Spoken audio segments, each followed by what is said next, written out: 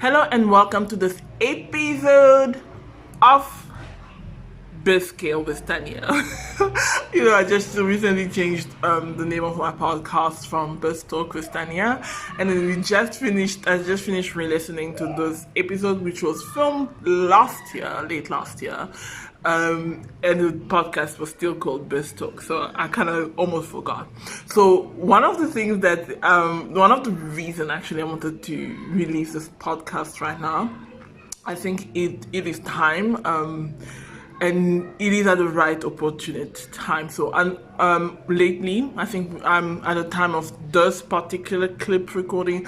It is March 2024, and around I think the middle of February, we lost one of the African giants in the business space, one of the Axis Bank founders, owners, and he unfortunately passed through an helicopter crash, and the story has been really painful because him, his wife, and their firstborn son passed. It's been incredibly painful because this was a pioneer of the African entrepreneurship space, a feminist. His company is the bank that he helped operate and that he bought with his business partner in the early 2000s. Has really been, I believe, something of pride for a lot of Africans, because when you look at it, you see the possibility that nothing is impossible, and you see that you can come from nothing and build this incredible legacy. And one of the reasons I wanted to release this particular episode that I recorded with Becky is around something that I realized since 2002 that a lot of small business owners do not do, which is plan for exits, because at the end of the day, you don't know when you might exit. So there was, at the time of his passing, I believe within the first 3 days, he passed on, I believe on a Friday and on Monday, and acting CEO was appointed, and some people really were flabbergasted at that. But for me, it was a testament to a great businessman who made plans, because you could plan an exit as well as an exit could happen. It could be a painful exit where you pass away. Your business ought to be able to be a going concern and ought to still be able to operate. And this was testament and a reminder to myself as a business owner and to a lot of entrepreneurs that are building businesses that this is the goal. This should be the goal, because he is responsible not only for his team, not only for his own family, but he has a responsibility towards a multitude of clients that Access Bank serves, and he was still the acting group CEO at the time of his passing. So this episode goes into a lot of the concepts that I believe small business owners should really think about, whether you are building a business to sell, to last, or whatever. The concept of being self-employed and actually being a business owner and an entrepreneur. We touch on hiring and also on how to detangle yourself from your business.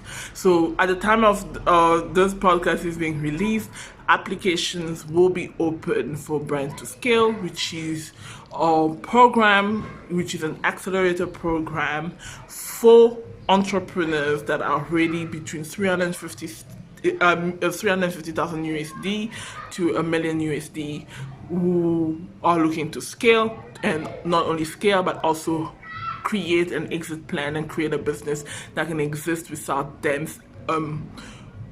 running the show. So there's something that he explains perfectly in this video, is that you don't want to be in a business where you cannot take 30 days off or 60 days off, and even if you will never sell that business, you want to at least create a business where you might not need to run the business, but it pays you dividends. You might not need to run the business, and you just sit on the board and other people are dealing with the problem. And this is the dream that I have for all small business owners, because it's not only about just creating a liquidity event where you sell the business, but it's also creating a business that can truly give you the freedom that you desire, whether it is a location freedom where you don't have to care about what's happening in the business when you're getting money, you don't have to be pulled back into the business, whether it's financial freedom, and whether it is really time freedom, because that's one of the reasons a lot of us started businesses. So on this note, I hope you enjoyed this episode, and don't forget to like, follow, subscribe, and also leave a review if you're listening to it on a podcast platform. Hello and welcome back to Biz Talk. Now, this episode is something that I've been dying to have on the podcast, and I've brought my good friend Becky. And if you are going to be joining Brand2Scale, you are also going to be working with him.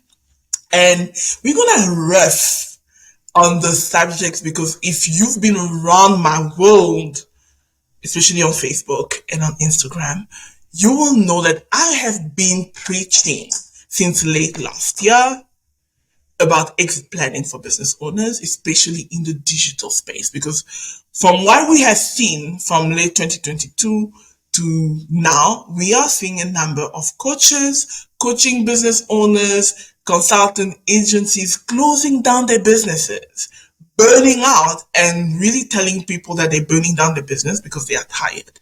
And when I got on a call, because I used to think it was a marketing problem, so I started reaching out to a couple of them like, hey, have you considered this? Or have you considered licensing your IP instead of maybe having... And a lot of the time when I got on a call with them, it was primarily, I'm just tired. Everything is running through me. Like, I have 10 people on my team. Everybody's DMing me, sending me a message when they have issues. I feel like I'm always putting out everybody's fires, and I don't even have time for myself. And I'm continuously on a treadmill. I remember a business owner told me that she was so tired that she felt that the more people paid her, she felt like she was performing in a circus, and the more people paid her, she had to get up and perform and pay the piper. And this is why she was closing down her business. And when you looked at her, you're like, wow, she has made it. She has the $1 million business. She makes good money. She has a great team. On paper, everything looked good.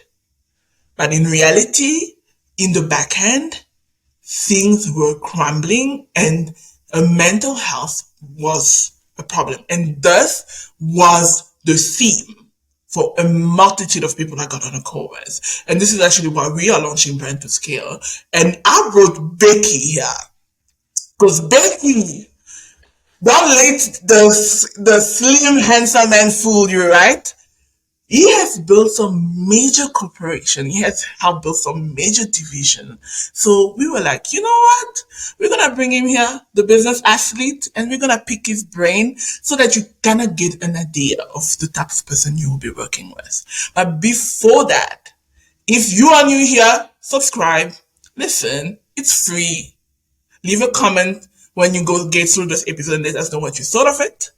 Review and rate and share on social media with somebody that will need it. You will be doing somebody a favor. If you can save somebody's business, I promise you the angels and God will bless you. On this note, Becky, welcome to Biz Talk with Tanya.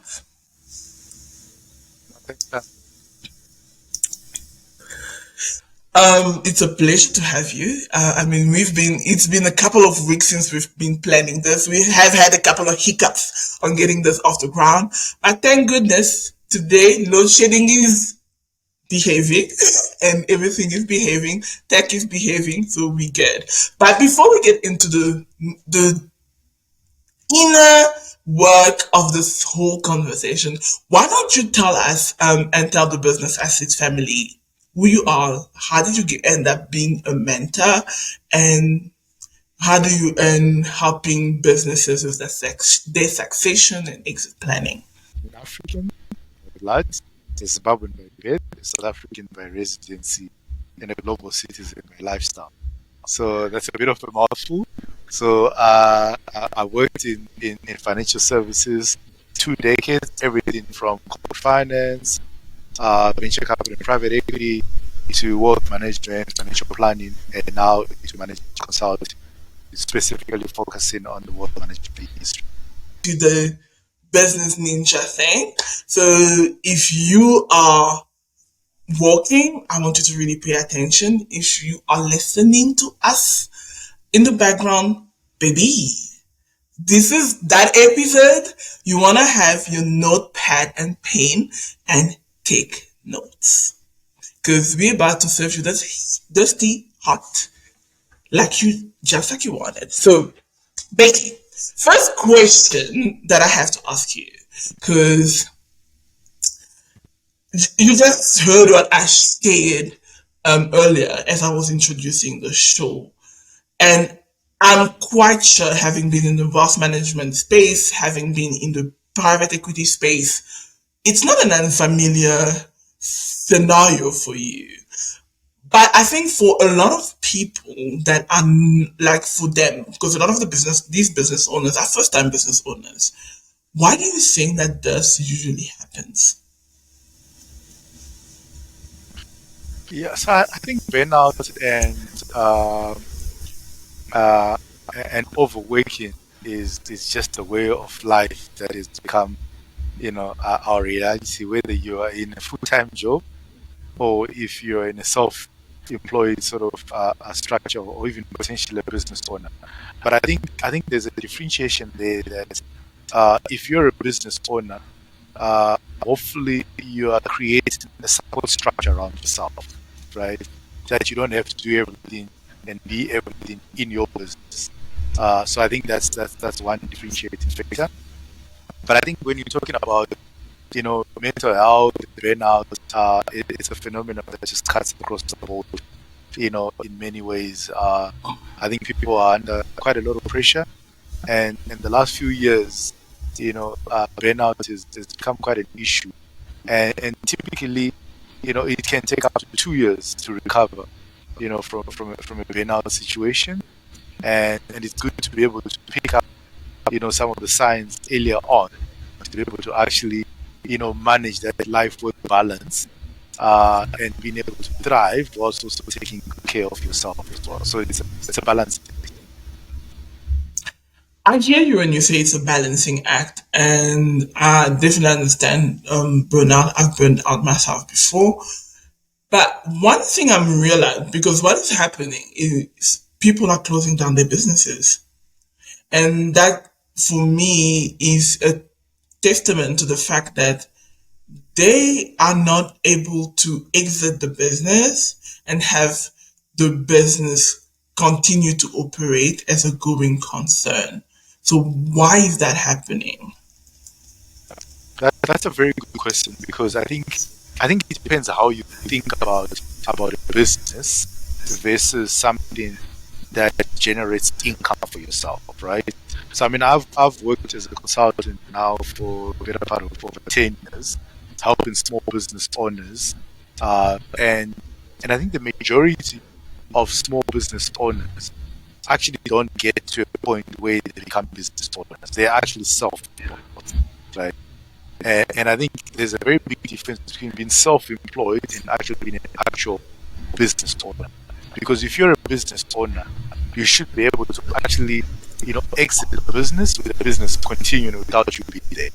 So if you've truly built a business that is separate from yourself, you wouldn't necessarily find it necessary to close the business, right? Because you can sell it to somebody else who might actually want to continue to run the business.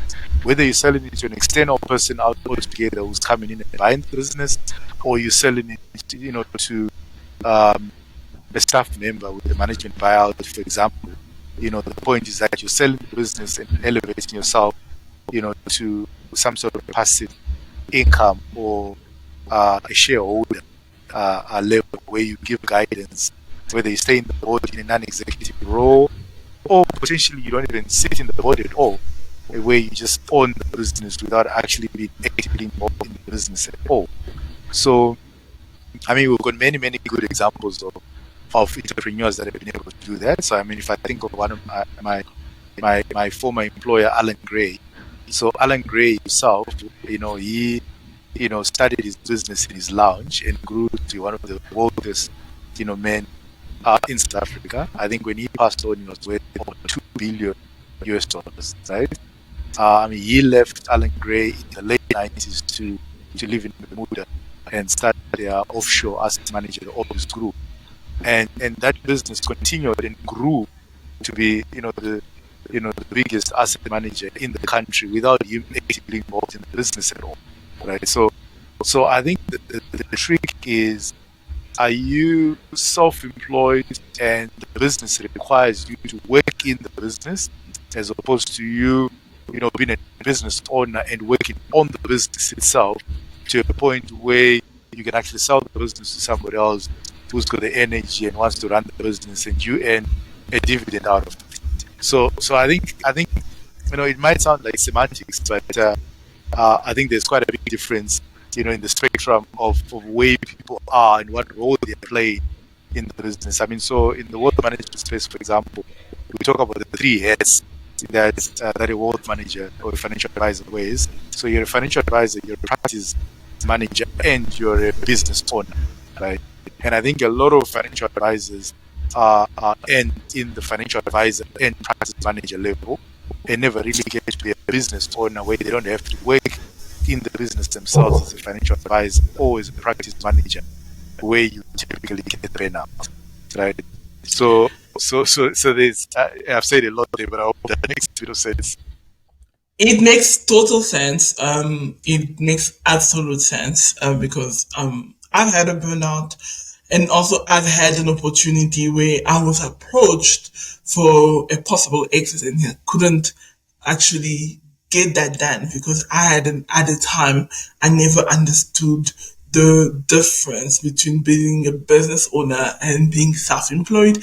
That meant that I hadn't built an asset in terms of a business, and I lost quite a bit of money with that deal, and I couldn't have that done. And thus led to me transitioning, because in the online space, because I think what I love about when I talk with you often is that I get to give you the perspective of being a digitally owned business in comparison to just being a business that is like running the traditional form. So in the online space, there is the thing when you start a business, they're telling you you are a business. So you build a personal business, a personal brand business. And a lot of people come to work with you because you are Tanya or you are Becky or you are whoever you are. And this happens quite a lot. And because now people come to you, and this is what I've seen, and this is what I actually advise people on, was that because people come to you because of that, what happens is that even when it comes to client delivery, even if you hired coaches or other people to deliver the services, they want to work with Becky. They want to work with Tanya. And a lot of time that is glamorized in the online space, but essentially, just like you are pointing out, that is creating self-employment and not actually truly building a business. So a question, because a lot of the people that will be listening to this will be wondering, so what is the difference? So what do you think it takes? What are the things you would, if somebody was listening to this and they were wondering, like, so how do I know that I'm building an actual business and I'm not trapping myself being self-employed? Yeah, so I mean, it's not an easy one, and I think the answer might also be nuanced from sector to sector, right? So I'm going to use the wealth management space. So I think the differentiator has to be the ability for you to be able to leave the business, say, for a month or even two, and the business runs smoothly without you. Then you've created a business, right? Because then if you can't leave the business for a few days, then you're probably getting trapped into self-employment. right? And I mean, if you look at our space, the core of the industry, very similar to like a consultant you put in your area, is being the financial advisor yourself. So you are the person who's engaging with the clients on a regular basis and that sort of thing, right? So I would say if you can't, sort of move away from being a financial advisor yourself and let other people be financial advisors, then you probably get in a little bit trapped as well, because then you're supposed to be able to build people that can do what you're doing as well as you do it. Right? That's not easy to do, but that's not impossible either. Right? So if you can start hiring other people, as either a consultant, a financial advisor, or the marketer, or whatever they're doing in your business, and you're able to mentor them, train them, support them, guide them to a level where your clients are comfortable to deal with your team, and you only get involved when it's absolutely necessary for that to happen, then you got business. I hope you hear that, my dear business athlete. Like, take a note there. Hiring. I mean, if you've been following me on my other social media, not LinkedIn, because LinkedIn is primarily for the agency side of the business and not the coaching side, you would have heard me hammer this out lately by the time of this recording, because I'm very cognizant of the fact that the sexy part of scaling that is often taught in the online digital space is scaling with marketing and scaling with sales, which obviously we help you do. But one thing that I often tell clients is that scaling is more than sales and marketing. Sales and marketing is just the first part, the customer acquisition. You still have to get the team, and you still have to get the client delivery right, because these three, getting these right, will help you exit the business. Even if you no longer want to work in the business, you can hire other people and they will do it. But the biggest issue is also you need to exit your marketing, and so that your marketing is not dependent on you for client acquisition. So take a note there on business acquisition, growing your business and working on your business to be a business and become a business owner, and not get trapped in self-employment. So I'm going to move away from this because we don't have that much time. I know I get a lot of questions on this because I've been talking about it. What is exit planning for entrepreneurs? Because most of the time when I'm telling an entrepreneur that, okay, you need to build your business with an exit in mind, they tell me, Tanya, I love what I do. I absolutely love coaching. I absolutely love consulting. I would never exit my business. Planning, building a business with an exit in mind, it feels like I'm just doing it for the money. But it's actually a good thing to build with an exit in mind. So, given this resistance that I'm telling you, what would you tell people that feel that they will never sell their business? They don't need to have an exit plan or succession plan in place. And what is that anyway? What is exit planning? What is succession planning? So the first thing I'll say, Tanya, is that it's ultimately not about you. It's up to you. Because when you say you don't need a succession plan, you're making it about yourself.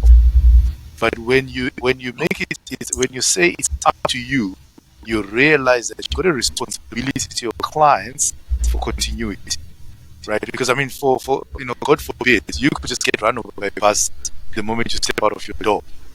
What happens to your clients, right? So ultimately, it's really not about you. It's up to you. Even for your business that you created from scratch, it's still not about you. It's up to you. So the whole thing could have started with you, but the whole thing is not going to end with you, right? Because there has to continuity. Absolutely. So that, I think that's the first sort of point to make. The second point is then to say, when you fail to plan, often you plan to fail, right? And when you start a business, and we were talking about earlier on about, when startups, for example, start with a clear intention to do an IPO, for example, right? So there's a clear part to say we're starting the business now. Who's going to fund the business, right? Because I think that's another thing as well, funding. Because often when people start a business out of necessity or as a source of income, they're effectively self-employed. So they don't start with the intention of building a business. They start off with a need to generate an income for themselves. So it's about themselves, about building an income for themselves. And there's nothing wrong with doing that, by the way. But then you have to be clear that's actually what you're doing. That's what you're solving for. But if you're saying, I'm starting a startup today, even if you start a business today from scratch, but you're saying, I'm starting this business so that I can exit this business 5-10 years from now. It's a different mindset altogether. So the choices you make and the way you go about that business is very, very different because there's a clear path and strategy and succession plan to say at some point I'm going to move out of the business from day to day running with the business. I'm going to put other people to be able to build the business, and take it, to the next level. So there's that sort of, start with a clear strategy and aim and goal to build something that would outlive yourself. So I think intention for me is very, very important. And actually even thinking about, what am I solving? And if you're just solving to earn a good income, I mean, there's nothing wrong with that. I know a lot of people that earn a lot more money just being employed, for example, than they would ever earn if they sort of try to go and start, a business. So I think you just have to be clear, what are you solving for? And do you have an ambition to start a business that you fund properly, right at the beginning, right? Then there's investors coming in, whether it's, follow-up rounds of, serious investors coming in to the business. And often those people want to exit, which is some sort of like an IPO or selling maybe to other private equity investors, etc. So that planning and all of that, requires a totally different mindset and often requires you to be able to work on the business as opposed to just spending all your time and energy working in the business itself. And neither of them are wrong. It's just, what you want, what are you trying to solve?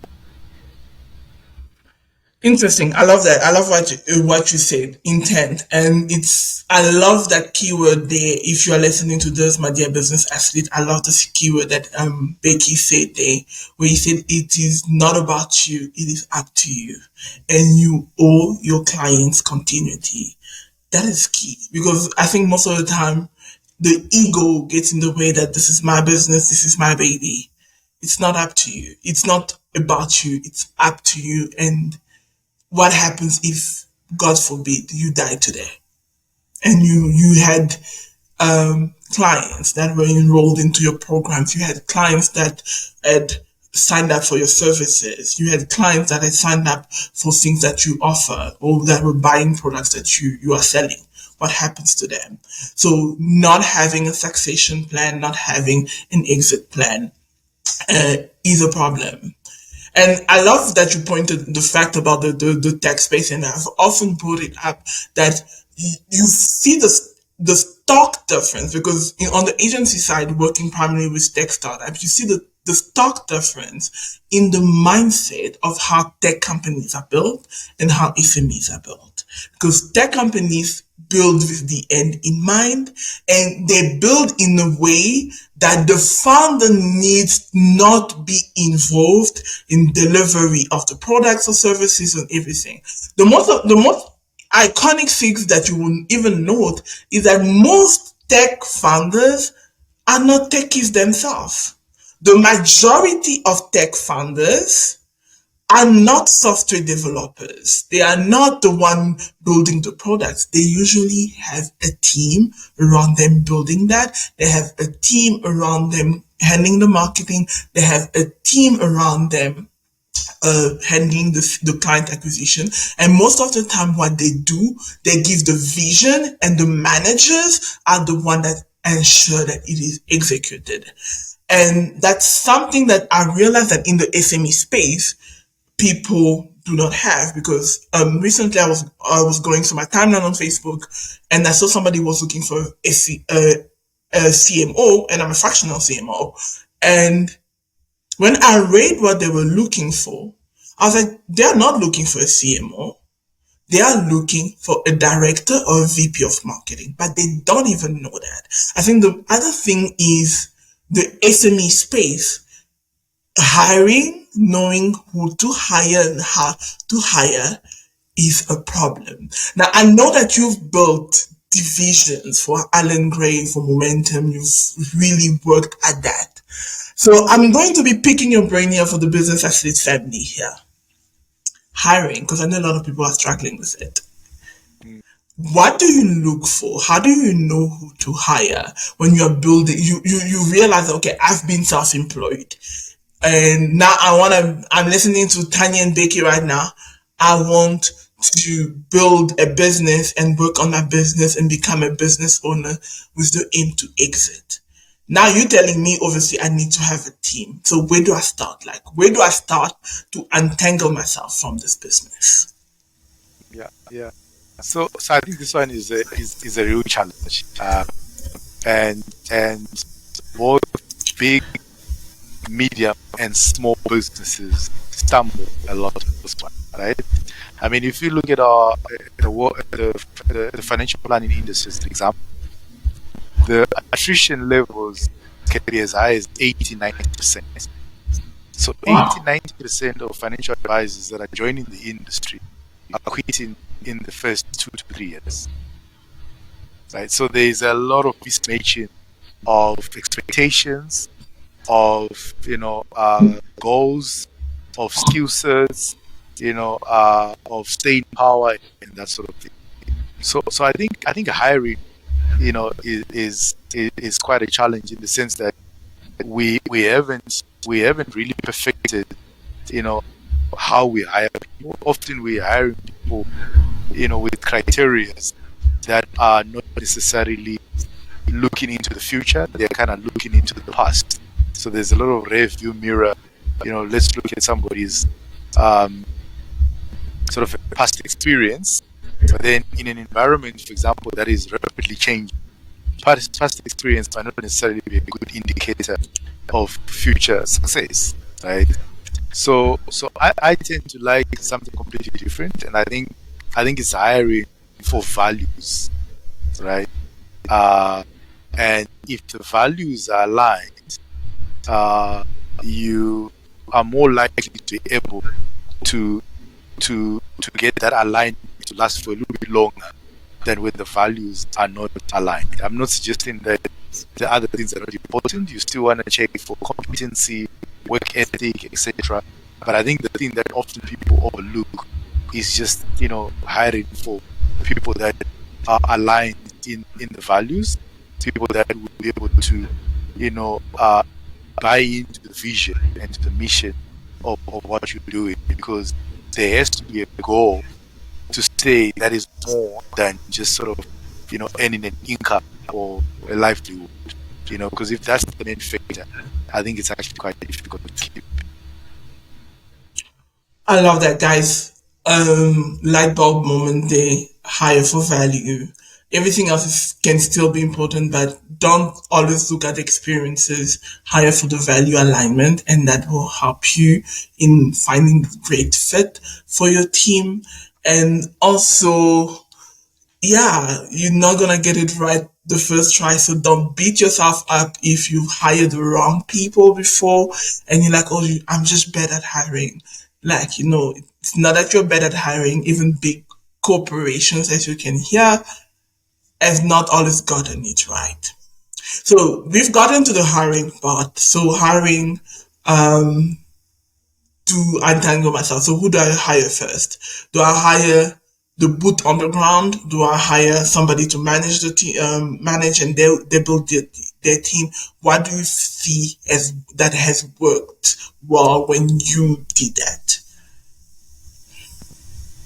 So I think it's good to hire for actual needs in the business, right? As you grow, as opposed to just hiring based on a business plan. I mean, but that's just my personal sort of view of this, because I think I think as you grow a business, a lot of things can change. So obviously at the start, you need to have a list, a little core team. But I think what you then hire after that has to be, quite fit for purpose, aligned to, to the values and the mission of what you're trying to do, so that you increase your odds of actually being successful. So I think understanding the specific needs you're hiring for me is something I think is quite key. Importantly, we understand what are the needs, the specific needs that you are hiring for. So now I've hired the people that I need. What is the next step for me when I'm moving? I'm trying to untangle myself from this business. So where do I go from after I hired? What do I do? I'm trying to untangle myself. I'm trying to transition from self-employed to being a business owner. What is it that I should do from here? Yeah. So, I mean, I'm in a similar journey myself. After working 21 years in corporate, as a sort of formally employed person, and the journey that I am in now is a journey of moving from that sort of self-employed to a business owner, right? But then you've got the end in mind, right, from the beginning, to say, I'm trying to create a business that I don't stay self-employed for the next 20 years. That's not what I'm trying. I'm trying to build a business that can actually operate without me being there.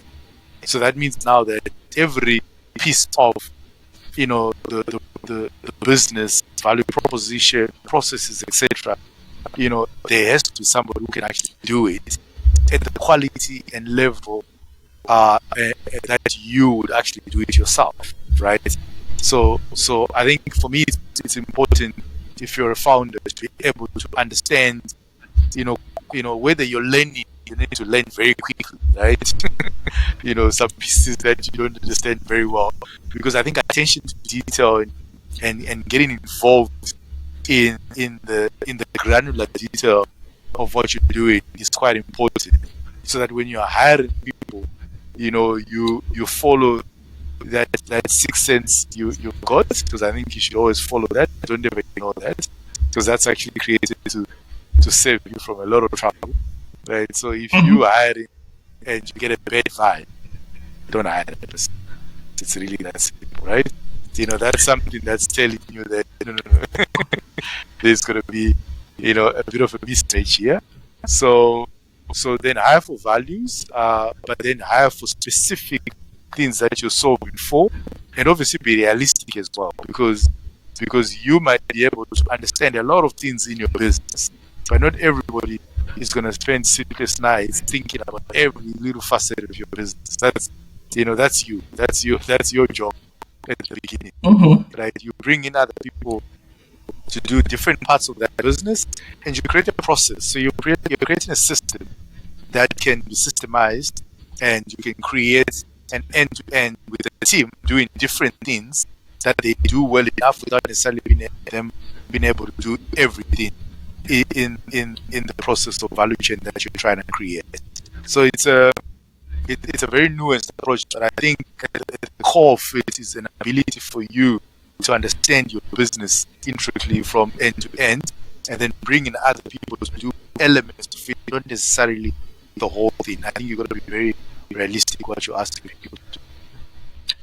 You know what I hear you say, and I just want to reiterate that for the listeners, is that you need to have systems and processes, then bring in people to do the jobs as you extract yourself from the business, where now you can also focus on the vision of the business and where you are going. So your role as a business owner needs to move from the doing to being the visionary and the captain of the ship, and have people. And I don't know if anybody has watched Pirates of the Caribbean, but see how the captain is shouting orders. Okay, you don't need to shout, but I'm just giving you an example.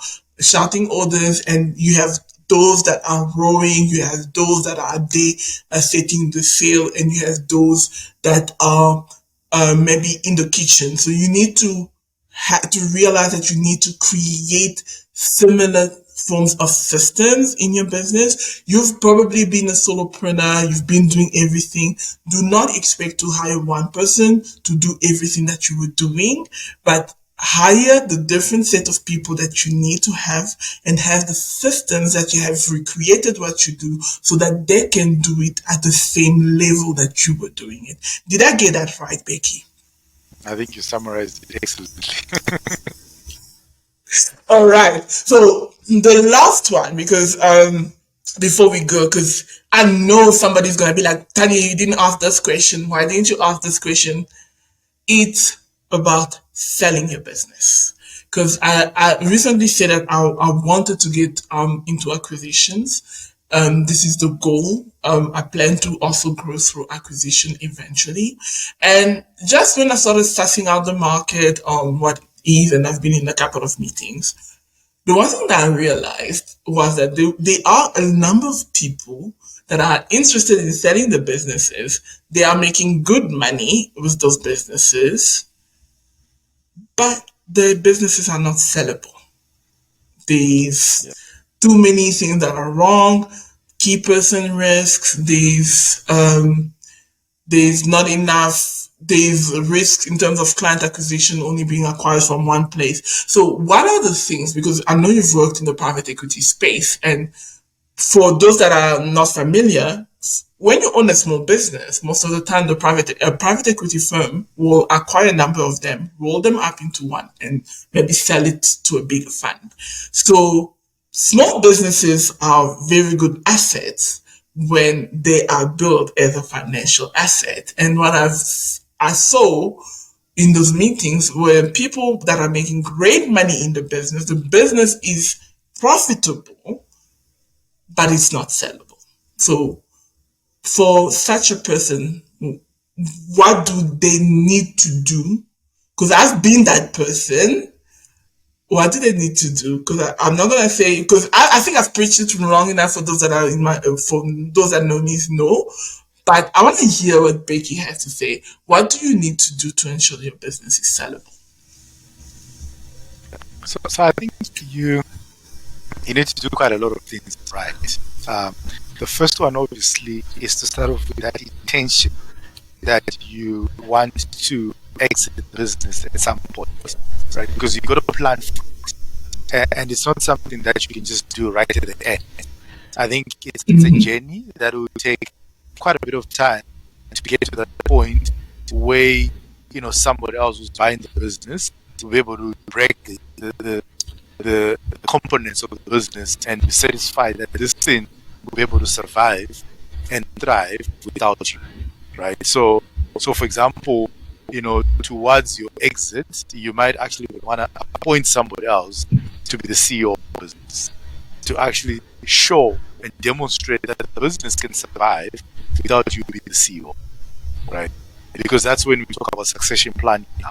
So if you are sort of like the star of the show, you are the key man or woman who brings in the business, you do almost the engagements, you're working in the business really hard, and the business is very profitable. Chances that if we took you out of the business might not do it so well. So there's already value that's dropping out of the business simply by you stepping aside from the business. So I think you got to have a clear plan to say, for the next 3, 4, 5 years, I'm already mentoring somebody else who's going to take over and actually run the business whilst you're still there, to make sure that nothing falls through the cracks totally, right? It could be maybe you taking a role as a co-CEO or taking a role as a non-executive chairperson, but you're there so that if you're required to manage certain key relationships or dynamics in the business, you're there to make sure that you provide the guidance to the team that's taking over. So I think for me that's the key part, right? That you take yourself into a journey where you start really managing the business, working on the business itself, as opposed to working in the business. Right? If you spend most of your time working in the business, then that business chances it doesn't have that much value if you're so. Lovely. I hope you heard that, guys. Extracting yourself and having leadership in place. So, for those that are listening and that are interested in Brand2Scale, you know applications are opening up for Brand2Scale because you know this is a short time. But yeah, within the program, you will be working with Becky if you are looking to build your business to scale and to actually be able to exit. You will be there. But if somebody wants to chat with you and they just want to get to know you, Becky, where do they get hold of you? My LinkedIn page, so you can get hold of me in many different ways. So I'm on WhatsApp Business, I'm on Facebook, I'm on LinkedIn, I've got a website. So yeah, you've got lots of opportunities to get in touch if you want.